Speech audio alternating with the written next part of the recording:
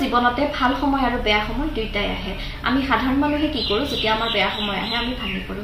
কিন্তু কলাগুৰু বিষ্ণু ৰাভাৰ জীৱনলৈ যদি আমি চাওঁ তেনেহলে আমি দেখা পাম 1948 চনৰ পৰা 1952 চনলৈকে সেইখিনি সময় তেওঁ অজ্ঞাতে বাস কৰিবলগীয়া হৈছিল আৰু সেই সময়ছোৱাত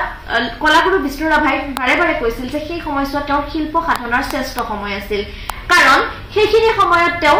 বিভিন্ন জাতি জনগোষ্ঠীৰ মাজত সোমাই পৰিছিল তেওঁলোকৰ কৃষ্টি সংস্কৃতি কলা সকলোবোৰ মানে পৰম্পৰা সকলোবোৰ তেওঁ আয়ত্ত কৰিছিল আৰু সেইবাবে তেওঁ বাৰে বাৰে কয় যে সেইখিনি সময়ত তেওঁৰ শিল্প সাধনাৰ শ্ৰেষ্ঠ সময় আছিল গতিকে এই কথাটো এটা সাংঘাতিক ডাঙৰ কথা গতিকে আমাৰ বেয়া সময়খিনিত আচলতে আমি ভাঙি পৰিব নালাগে আমি নিজক চিনি নিজক বুজি আকৌ নতুন উদ্যমেৰে কাম কৰি আগবাঢ়ি যাব লাগে 1964 চনৰ কথা তেতিয়া নলবাৰীত অসম সাহিত্য সভাৰ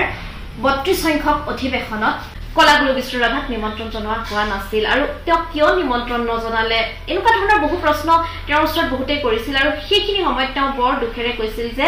ৰাভাই সাহিত্য নকৰে সেইখিনি সময়ত তেওঁ আচলতে অলপমান দুখ পাইছিল কাৰণ সেই অধিৱেশনত তেওঁ নিমন্ত্ৰণ জনোৱা হোৱা নাছিল গতিকে এই কথাটোৰ পৰা আমি এটা কথা আমি নিজে বুজিব পাৰো যে আমি যদি কিবা এটা কাম কৰি আছো আৰু সেই কামটোক যদি সমাজে পূৰ্ণতা দিয়া নাই তাৰমানে এইটো নহয় যে আমি কাম কৰা এৰি দিব লাগে আমি নিজৰ কাম কৰি যাব লাগে